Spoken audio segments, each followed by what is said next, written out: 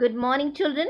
Welcome back to part 2 of grammar session, and the topic is the sentence. Let us check page number 63 from your grammar book. Make sure, children, you're going to sit with the notebook and pen and also the grammar book so that we shouldn't miss out on any important rules and points. Now, as you know, children, this is the part 2 of topic, the sentence. So what we will do is we will quickly do a recap of what we did in the previous video of part 1. Alright, and then we will continue with this session. So yes, children, let us start a quick revision on what we did in the previous video. As we discussed, what is a sentence?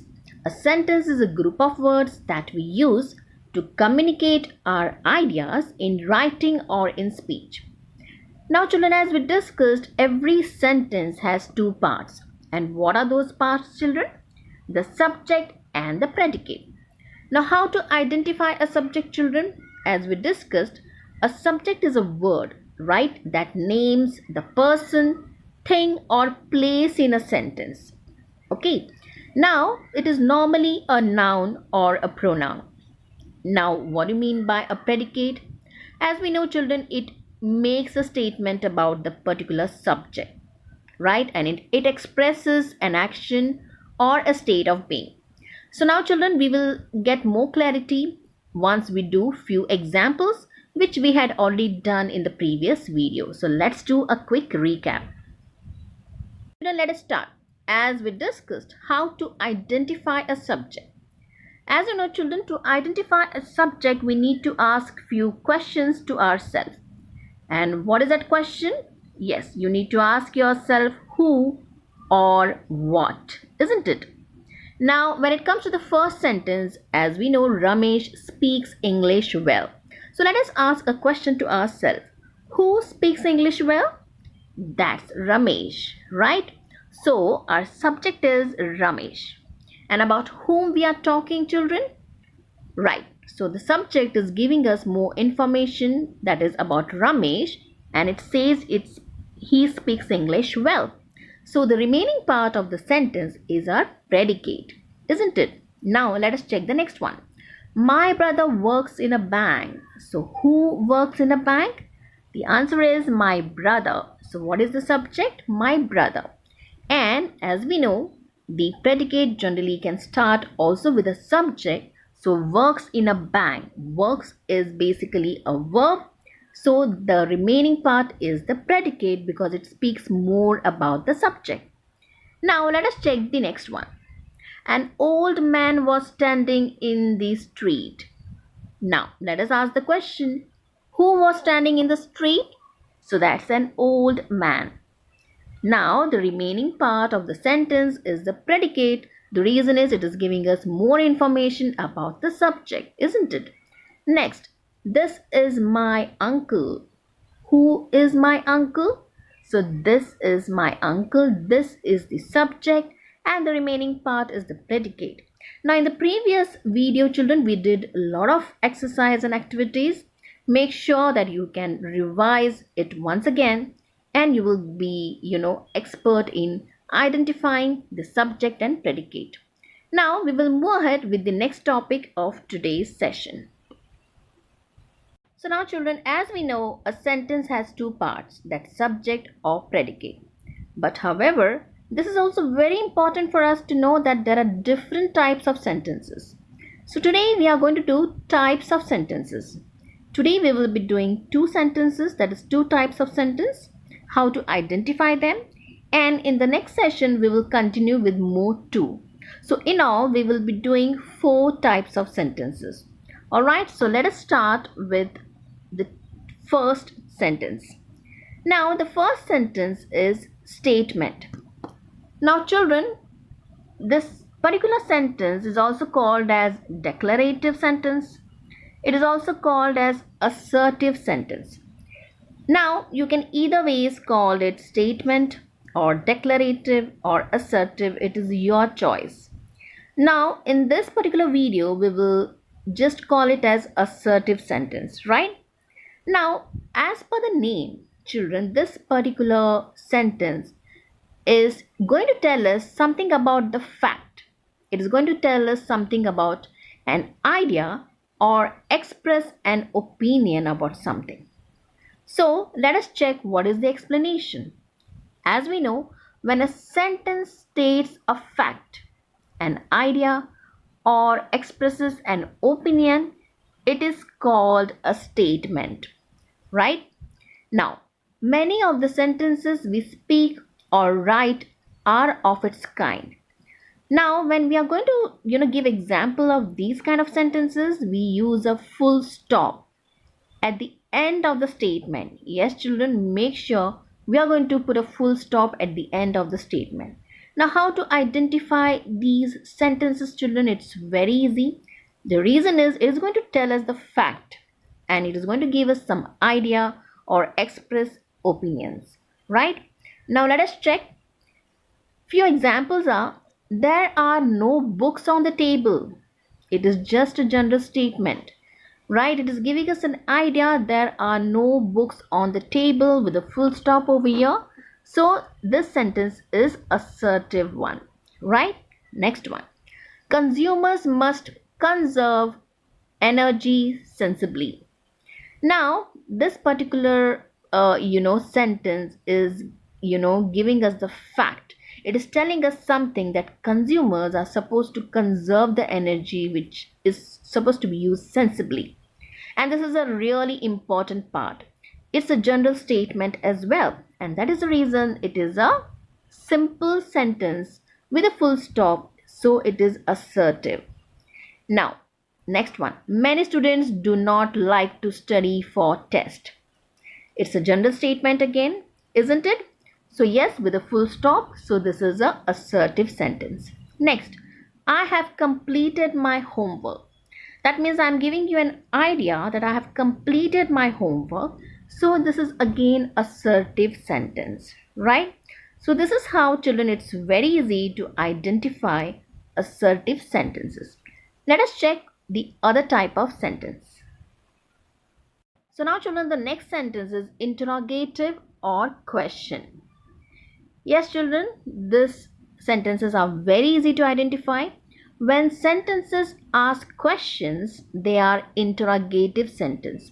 So now, children, these questions you may ask, for information or for any confirmation or denial of a statement. That means refusal of a statement. So they have a question mark in the end. Very important, children.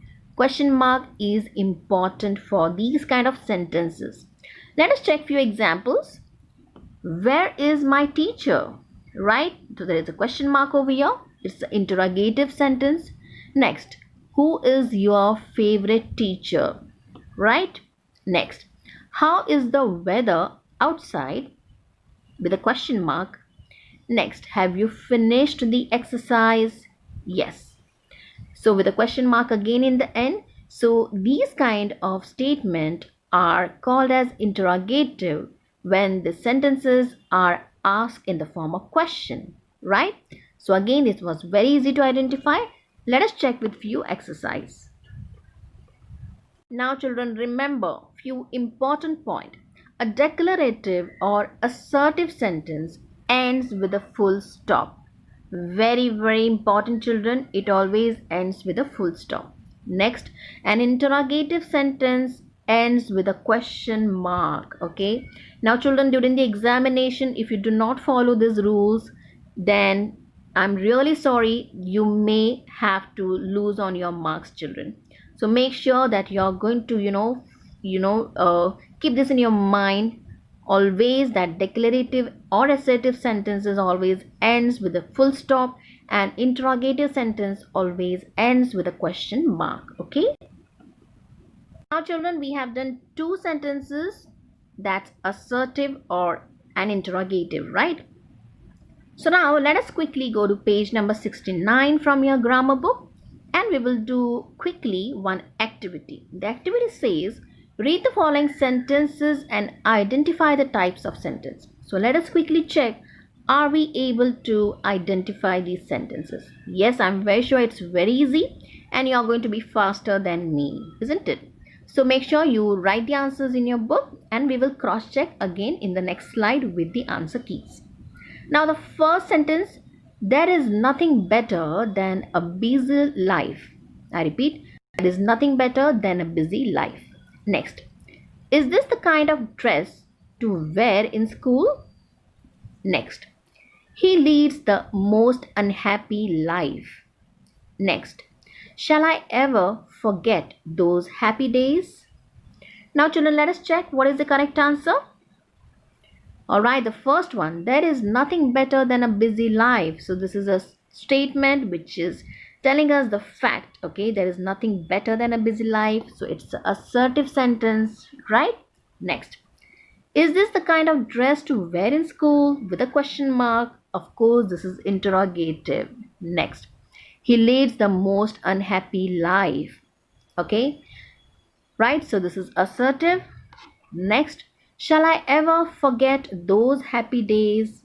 Yes, this is interrogative. Right, now we will check few more sentences. There is no smoke without fire. Next, would you wait for me please? Next, he put up a brave fight. Next, who does not know the owl? Next, that kind of joke does not amuse me. Right? Now let us check the answer. Now, when we are checking assertive, make sure that you're going to check whether we are going to come across a fact of the sentence or an idea or any opinion. Now, the next one is there is no smoke without fire. So, of course, this is an assertive sentence, isn't it? Right? Okay. Next, would you wait for me, please? Interrogative sentence with a question mark. Next, he put up a brave fight. Okay, check. Ask the question to yourself whether it's a fact, whether it's an idea or an opinion, right? So, yes, this is an assertive. Next, who does not know the owl? Interrogative with a question mark. Next, that kind of joke does not amuse me, right? So, it's an opinion, it's a fact, or it's an idea. Check out and then give the answer. So this is an assertive sentence, right? Okay, now we will check few more. So yes children, let's practice with few more examples. Read the following sentences and identify the type of sentences, right? Now you need to check whether it's an assertive sentence or interrogative sentence. First one, where is my bag?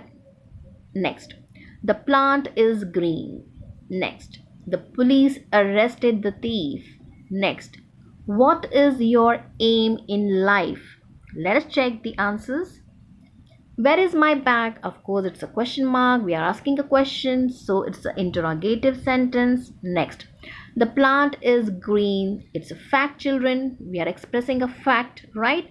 So it's an assertive sentence. Next, the police arrested the thief, right? So we are expressing an idea, right?